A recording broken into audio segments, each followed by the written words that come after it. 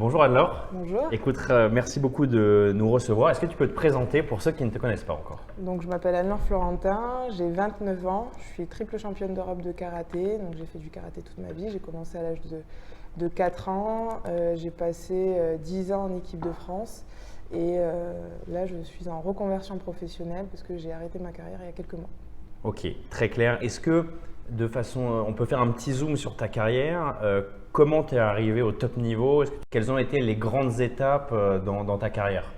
Alors c'est simple, j'ai commencé à l'âge de 4 ans, je faisais pas forcément, à l'époque je faisais pas de la compétition, je faisais vraiment du karaté parce que mes deux grands frères faisaient du karaté, donc j'ai voulu faire comme eux. À l'âge de 12 ans, j'ai commencé la compétition, mais au niveau régional départemental. Là, c'est quelque chose qui m'a plu et j'ai décidé de m'y investir un petit peu plus. Et à 15 ans, j'ai été repérée pour rentrer dans un pôle espoir, en Ok. sport-études.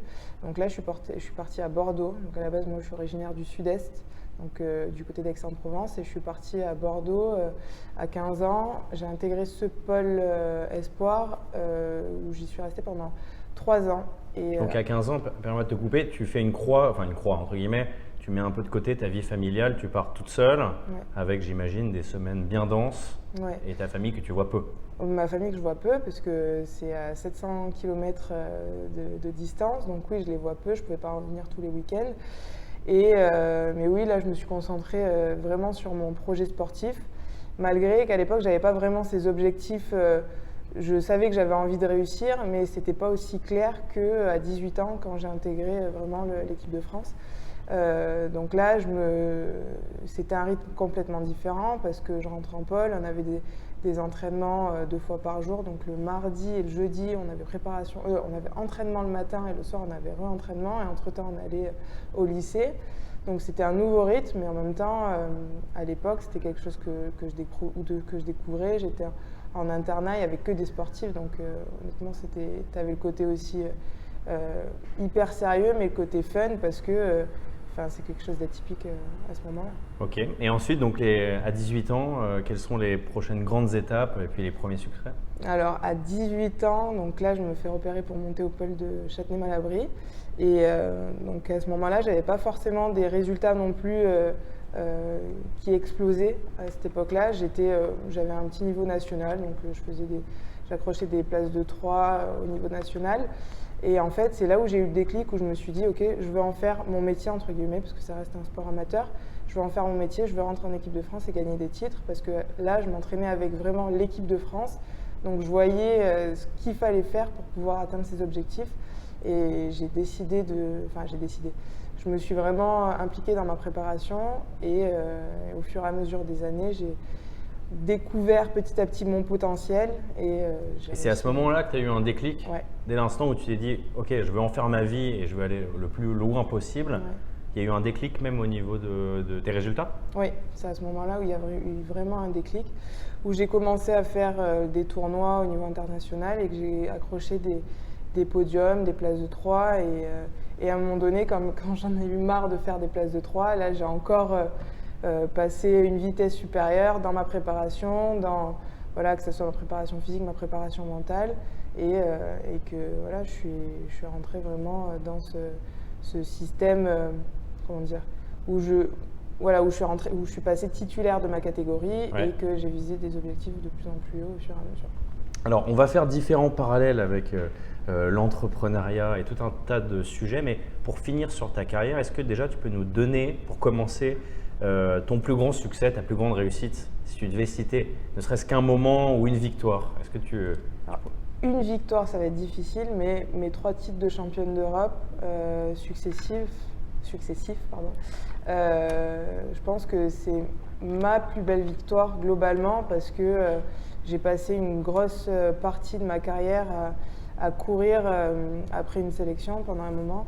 Et en fait, mon premier titre de championne d'Europe, je l'ai eu à ma première sélection en individuel dans ma catégorie. D'accord. Et donc derrière, d'avoir pu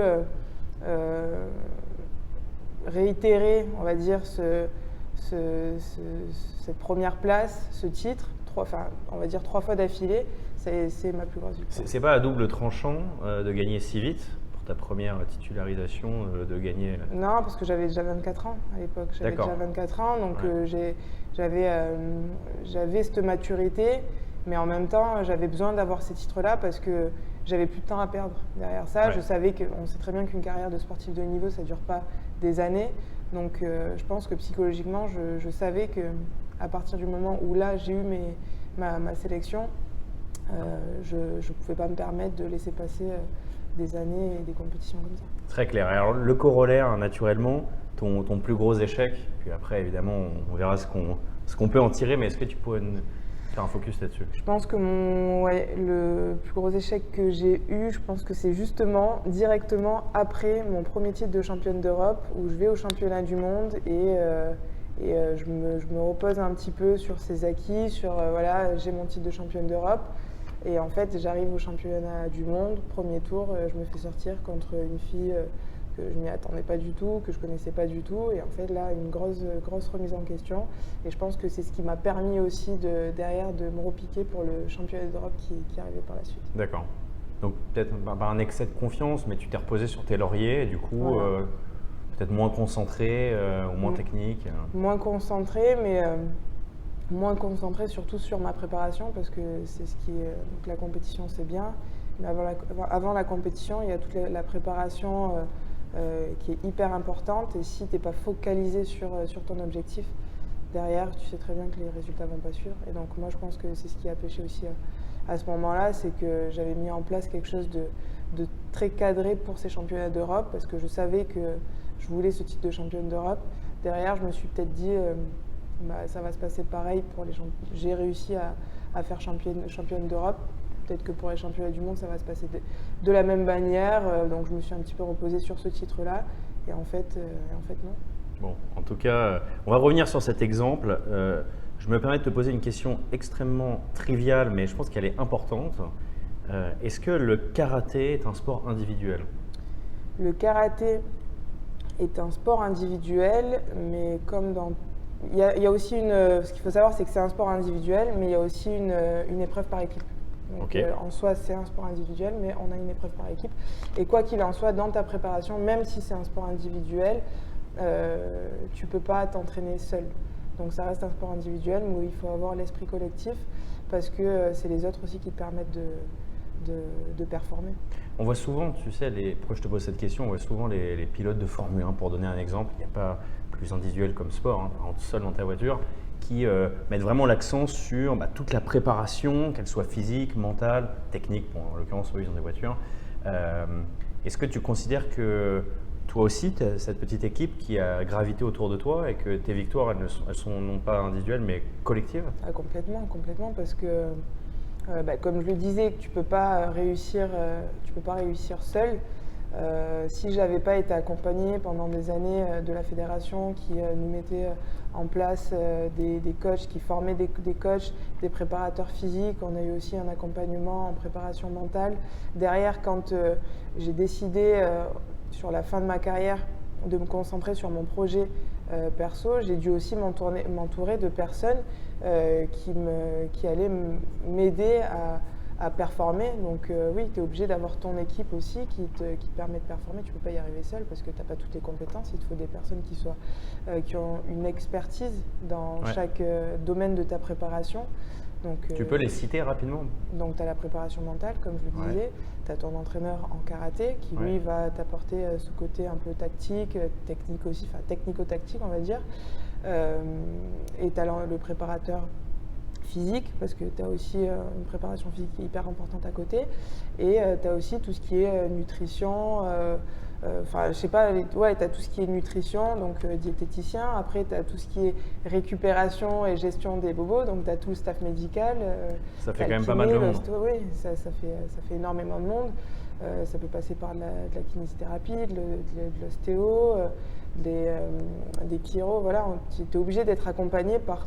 Si tu veux être performant, tu es obligé d'être accompagné par une équipe qui va te permettre d'y arriver, quoi. Et alors, avant de faire le parallèle avec l'entrepreneuriat, ça me permet de faire la transition avec ma dernière question. Dans ton entourage, tu viens de le citer, il y a l'entourage, on va dire, sportif, tactique, technique, etc. Tu as aussi la gestion, j'imagine, des sponsors, des partenaires. Comment on gère ça quand on est déjà concentré à 300% sur sa carrière de sportive. Déjà, voilà. Comment on joue sur les deux tableaux? Alors pour nous déjà, en karaté, c'est très difficile parce que ce qu'il faut savoir, c'est que pendant des années, on n'était pas sport olympique. On est passé sport olympique pour Tokyo 2020. Donc on est sport olympique que pour cette édition-là parce que ça n'a pas été, on n'a pas été reconduit au programme de 2024. Comment ça se fait? Je ne veux pas rentrer dans une polémique, mais c'est intéressant de… Ouais, après c'est des critères du comité olympique qui ont fait qu'on n'a pas été reconduit. Donc après, il y a eu une grosse incompréhension aussi de la part des pratiquants, de la fédération, mais bon, après, voilà, on peut pas… Bon, ok, on va pas rentrer dans ce débat-là, mais je pense qu'il y a peu de gens qui sont au courant que ce n'est pas le cas. Ouais, c'est bizarre. Bon, donc ça n'aide pas déjà, parce que tu n'as pas les JO. Voilà, donc ce qu'il y a, c'est qu'on a un gros côté visibilité qui pendant plusieurs années, qui ont été vraiment une grosse contrainte. À partir du moment où on est rentré sport olympique, on a eu la chance d'être accompagné par des dispositifs parce que aller démarcher une entreprise en disant je suis sportif, j'ai des ambitions, des objectifs, je vais être champion d'Europe, champion du monde, mais je vais rien pouvoir… à l'époque, parce qu'aujourd'hui ça a évolué, aujourd'hui tu peux apporter ton savoir-faire de sportif de haut niveau dans l'entreprise, mais à l'époque, quand c'était pas encore très développé, on s'orientait beaucoup sur la visibilité. Le karaté n'est pas un sport à forte visibilité, donc c'était très difficile. À partir du moment où on est passé sport olympique, on a été accompagné par des dispositifs donc le pack de performance qu'on disait tout à l'heure, qui nous ont permis de nous rapprocher de certaines entreprises qui voulaient accompagner des sportifs de haut niveau et aussi se servir donc que ce soit l'image, mais aussi des compétences du sportif de haut niveau pour les mettre en entreprise. Donc on peut passer par des dispositifs comme ça, parce qu'à côté de ça, si de manière perso, d'aller démarcher des entreprises, ça prend encore beaucoup de temps, il faut faire des dossiers, savoir se vendre, c'est pas tous les sportifs qui savent se vendre, c'est pas facile non plus. Donc tous les sportifs ne sont pas accompagnés, mais ça commence à se mettre en place. Très clair. On va revenir sur ces points. Je passe à notre deuxième grand thème qui est celui, comme tu le sais, il y a beaucoup d'entrepreneurs qui nous regardent. Et une des raisons de notre interview, au-delà de connaître ton fabuleux parcours, c'est de comprendre et de faire un parallèle entre ce que l'on peut tirer du sport de haut niveau et ce que l'on peut appliquer en tant qu'entrepreneur. Ma première question, elle est très simple. Selon toi, en plus qui découvre le milieu, depuis un certain temps maintenant, le monde de l'entreprise, quelles sont les qualités que tu as pu acquérir en tant que sportif de haut niveau qui peuvent être utiles pour un entrepreneur ou pour un manager en règle générale? Je pense qu'il y en a beaucoup. Je pense que je peux t'en citer beaucoup. Il y a l'autonomie. Comme je le disais, je suis partie jeune. En général, quand on est sportif, on part jeune. Donc, si tu pars comme ça très jeune, c'est que tu as des objectifs. Donc, si tu arrives à te fixer des objectifs, derrière, il faut que tu mettes en place des stratégies pour atteindre ces objectifs. Donc, tu as une certaine autonomie dans ta gestion, mais dans la gestion de tes objectifs. Après, tu peux avoir quoi?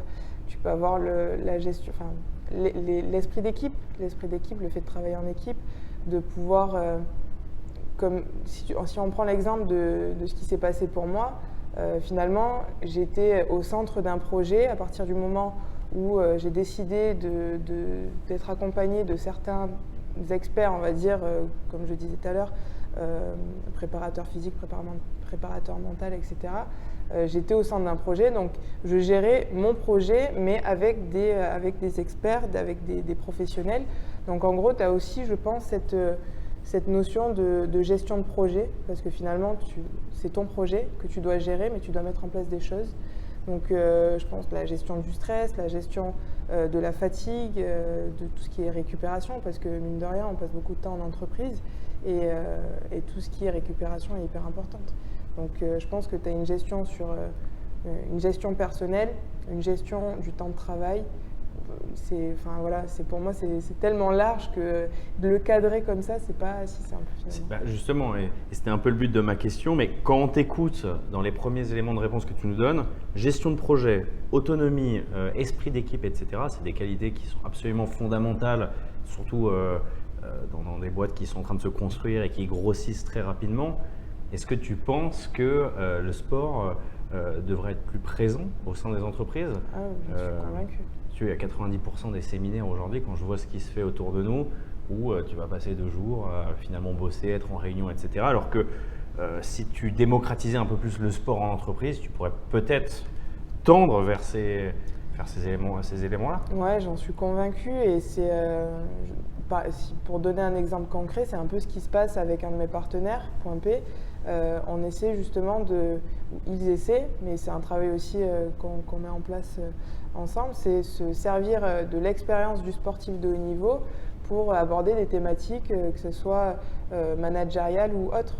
Parce que finalement, on se rend compte aussi que d'un point de vue managérial, tu as une relation entre le manager et ses équipes, comment ça se passe dans le sport, comment les sportifs gèrent la relation avec leur entraîneur. Donc tu vois, il y a plein de thématiques à mettre en place que nous, en tant que sportifs de haut niveau, on a l'habitude de gérer, mais même inconsciemment, mais on a l'habitude de gérer au quotidien.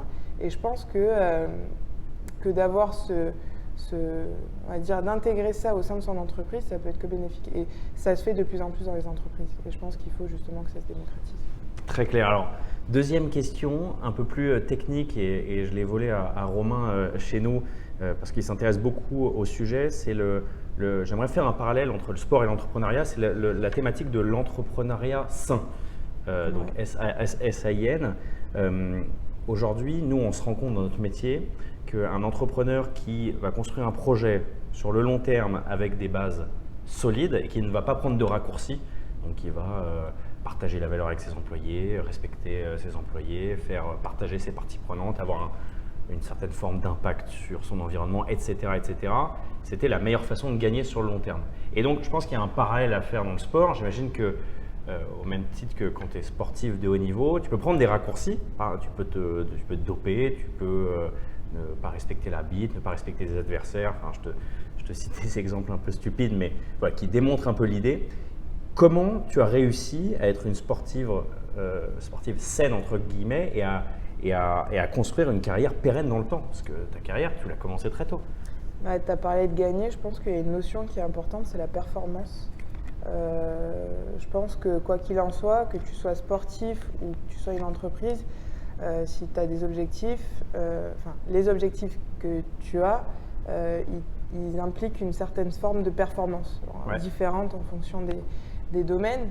Mais si tu crois en ton projet, tu n'as pas envie de tricher. Si tu veux être performant, tu n'as pas envie de tricher parce que tu sais très bien que ça va te rattraper un jour. Si tu veux briller, en sport, je te parle du sport, si tu veux briller, la meilleure manière de briller, c'est de briller de manière saine, comme tu dis. Donc moi, pour prendre mon exemple, et c'est mon exemple, mais c'est le cas de beaucoup de sportifs de haut niveau ou de sportifs tout court, à un moment donné, tu peux pas tricher et tu es obligé de mettre en place dans ta préparation des choses qui vont te permettre de performer tout simplement. Très clair. La question qui suit, tu as commencé à 4 ans, mais on va dire à 15 ans, tu as commencé officiellement à vraiment en faire de façon très, très intensive. Comment on réussit à fixer des objectifs aussi lointains? Et c'est pareil pour un entrepreneur. Les entrepreneurs que nous, on rencontre avec Félicité, ils te vendent un projet à 3, 4, 5 ans et le but du jeu, c'est la plupart du temps d'être catégorie leader, de faire des gros succès, etc. Le problème, c'est que une fois qu'on a mis les objectifs à 5-6 ans, c'est pareil pour toi, comment on fait avec des chances de succès qui sont très faibles? Donc, comment on se projette? Comment on se projette? La performance, justement, quand tu commences le sport, je pense que c'est pareil pour les startups, quand tu commences, tu sais très bien que tu ne vas pas atteindre… tu dois… Comment dire ça? Les objectifs, tu dois les penser de manière réaliste. Ouais. Demain… tu ne vas pas être championne d'Europe demain. Voilà, exactement. Tu rentres en pôle, tu sais très bien que tu as envie d'être championne d'Europe, mais on va dire que c'est ton objectif à long terme. Si tu rentres, je ne sais pas, à 15 ans et que tu n'as jamais fait de résultats vraiment derrière ça. Après, tu as une équipe aussi. Tu as les entraîneurs qui, à cet âge-là, c'est difficile aussi d'être, même si on développe une certaine maturité, c'est difficile d'être vraiment mature pour se rendre compte des choses. Mais en général, tu es accompagné et tu te rends compte que finalement, tu as une marge de progression qui va te permettre d'évoluer au fur et à mesure des mois, des années, et de fixer tes objectifs qui sont justement réalistes. C'est la politique des petits pas? Des c'est petites victoires ou des petites victoires? des petites victoires, mais qui t'emmènent à une grande victoire. Oui, Oui, c'est ça. Ouais. Très clair. Je continue parce que j'ai une petite série, il y en a 3, mais de questions très rapides. Mais je te pose ces questions et garde en tête l'idée de ce parallèle avec des entrepreneurs qui nous regardent, parce que je pense que ton expérience peut être pertinente pour eux. Comment tu gères l'échec? Elle est dure cette question. Hein. Non, elle est pas dure parce que même si sur le moment c'est hyper dur en tant que sportif, comme tout le monde, même si c'est hyper dur, tu sais très bien que cet échec-là, il va te permettre de rebondir. Moi, tous les échecs que j'ai eus, même tous les moments durs que j'ai eus dans ma carrière, ils m'ont permis de me renforcer et de rebondir. Comme je te le disais tout à l'heure, j'ai eu une partie de ma carrière qui a été très difficile parce que j'ai dû lutter pour obtenir ma place. Mais en fait, ça m'a renforcée et derrière, quand j'ai eu ma première sélection, j'ai réussi à gagner ce titre directement. Derrière ça, je fais un championnat du monde que je passe complètement à côté, je rate ce championnat du monde. Et en fait, tu te remets en question, donc c'est une constante remise en question. Et je dis pas que c'est… C'est une forme d'humilité, du coup. Oui, l'échec t'apporte une humilité nécessaire. Ouais, ça te permet aussi de te recadrer, mais ça te permet de te rendre compte, de où sont tes vrais objectifs et en fait de te rappeler à l'ordre, de dire aujourd'hui tu peux pas réussir sans rien. Donc Ouais. tu vas être obligé de te remettre au travail. Ok, t'es tombé cette fois-ci, mais t'inquiète pas, ça va te permettre de devenir plus fort et d'arriver à faire ce que tu n'as pas réussi la fois d'avant ou de mieux faire ce que tu n'as pas réussi la fois d'avant. C'est pas très français, mais c'est un peu ça. C'est très clair. C'est un peu ça. Donc moi, perso, l'échec m'a toujours permis de rebondir derrière. Bon, alors, comment gères-tu la pression cette fois-ci? Parce que j'imagine qu'elle doit être omniprésente. Ça, c'est une question plus difficile. Ouais.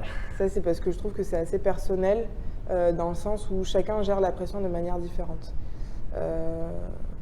Pour mon cas, j'ai été accompagnée, j'ai eu la chance d'être accompagnée par un préparateur mental qui m'a donné des outils pour gérer cette pression-là sur les différentes compétitions pendant ma préparation.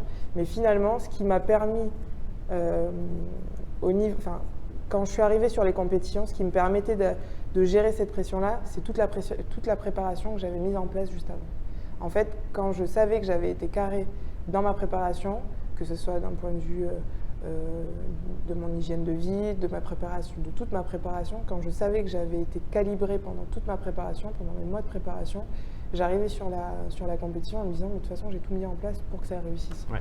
Donc, au pire des cas, là, j'ai pas de regret à avoir. Là, tu as juste à dérouler et puis voilà. Donc en fait, c'est toute la préparation qui me permettait de gérer cette pression-là. Il y a plein de parallèles qu'on pourra faire et merci pour ta réponse. La dernière question, c'est comment gères-tu la notoriété? Ouais, après, j'ai fait du karaté, hein. Comme je te disais tout à l'heure. Je sais, mais bon, tu es une sportive de niveau, triple championne d'Europe. Oui, donc, oui. Non, mais c'est pour rigoler hein, quand je dis j'ai fait du karaté parce qu'on n'a pas la même notoriété que dans un autre sport. Tu prends un sport comme, je sais pas, je vais te dire la natation, le foot ou peu importe, ou même un sport, c'est encore différent entre les sports collectifs et les sports individuels, mais c'est vrai qu'on n'a pas la même visibilité, mais je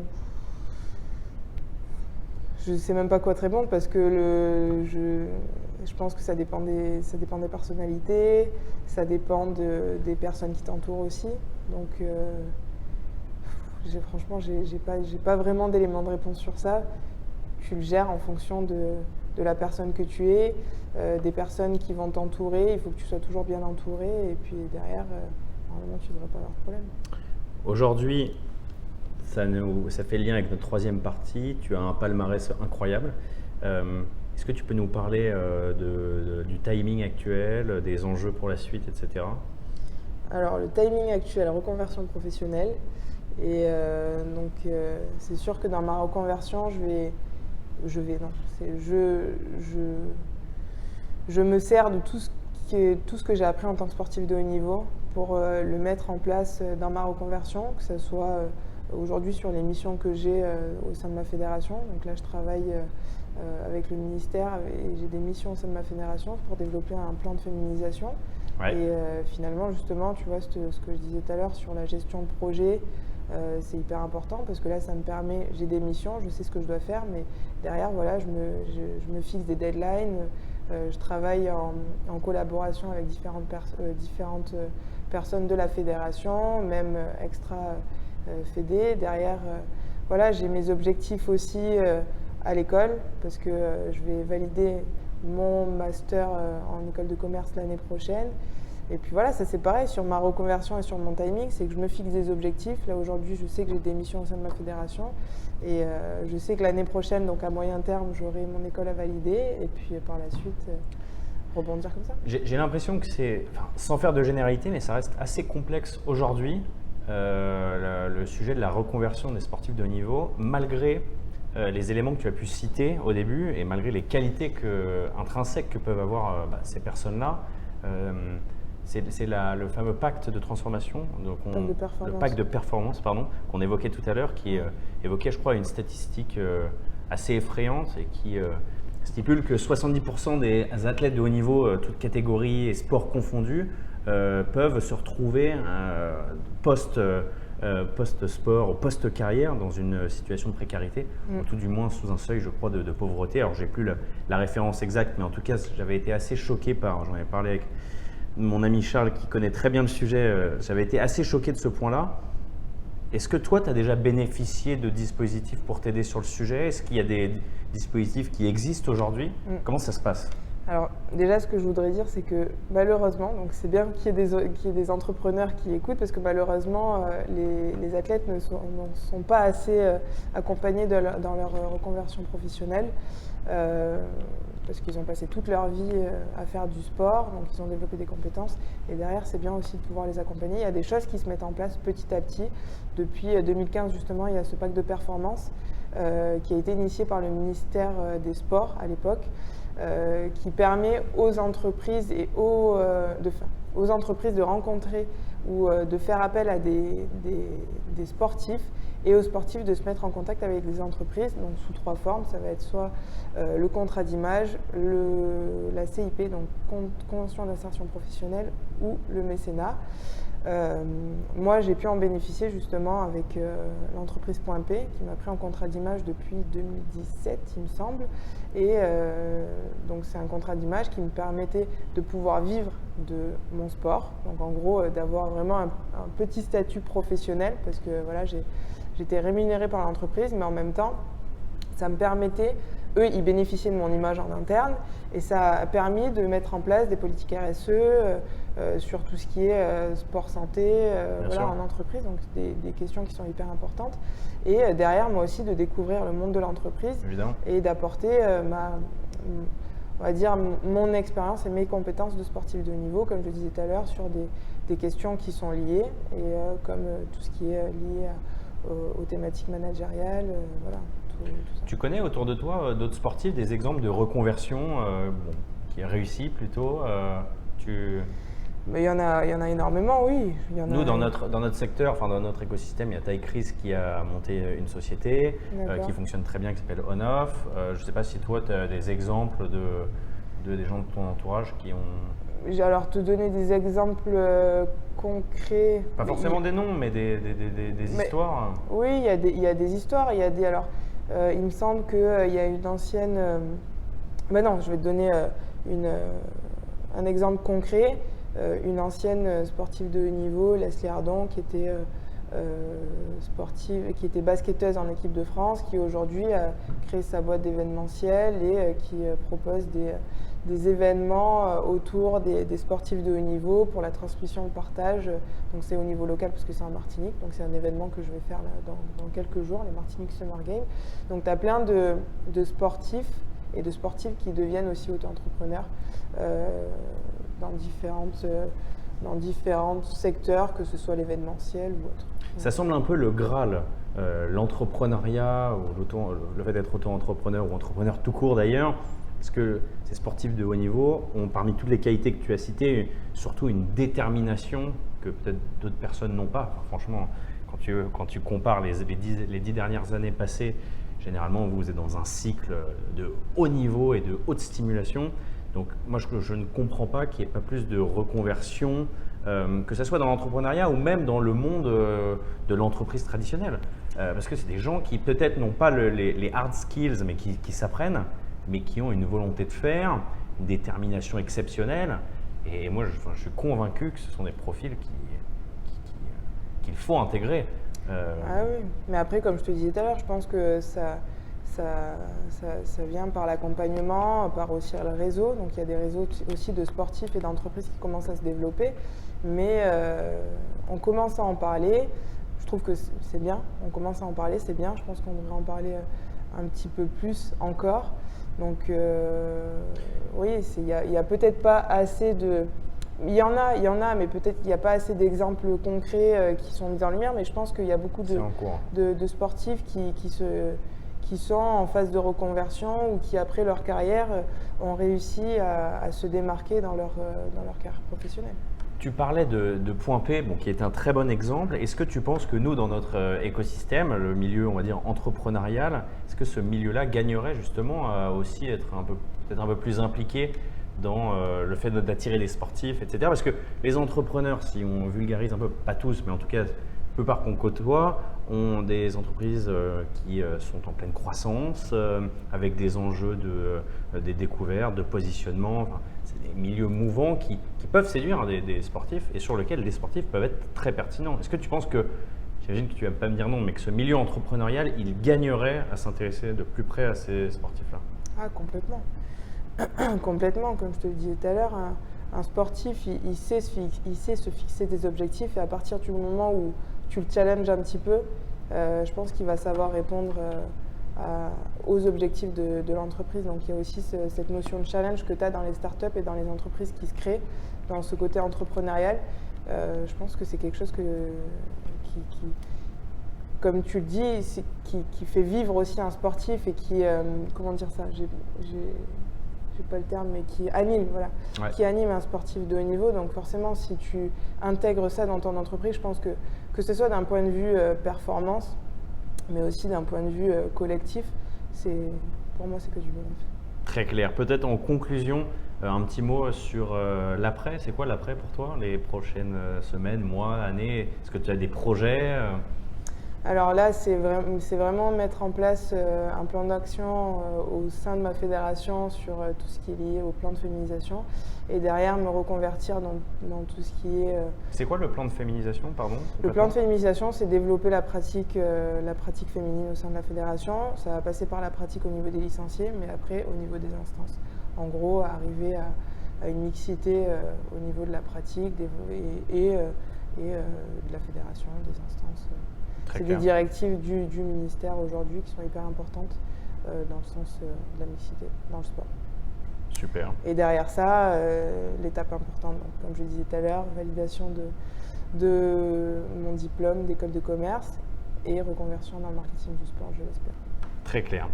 On termine peut-être par ma question habituelle. Bon, on n'en a pas parlé avant, mais si tu avais une suggestion de sportif, quel qu'il soit, que je pourrais interviewer, même si c'est très difficile, tu aimerais voir qui toi prochainement dans une interview? De sportifs que tu pourrais interviewer. Qui toi t'intéresserait ou une suggestion? Quelqu'un d'inspirant, quelqu'un que tu as pu côtoyer ou non d'ailleurs, hein, tu peux me dire. Ouais, je réfléchis parce qu'il y en a beaucoup. Enfin, honnêtement, tu as énormément de sportifs qui sont inspirants. Bien sûr. Je dirais pour une interview inspirante, Clarissa Benenou, parce que en judo, parce qu'elle a un palmarès à son âge, elle a un palmarès qui est hyper impressionnant, et elle arrive toujours à être hyper régulière et puis à gérer aussi, je pense, sa vie, ses objectifs sportifs. Elle arrive à mettre en place son écosystème perso dans le sens de sa performance. Je pense qu'elle est inspirante pour les judokas. Mais aussi pour les sportifs, Top.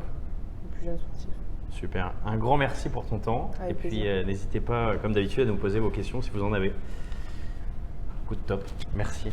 Ça a été. C'est nickel. Ouais. Félicité, qu'est-ce que tu en penses? Félicité qui m'a aidé à poser les questions et tout. C'est parfait, c'est un échange, c'est fluide, c'est concret, c'est pas de langue de bois, c'est trop cool. Puis c'est hyper intéressant quoi. Franchement, moi je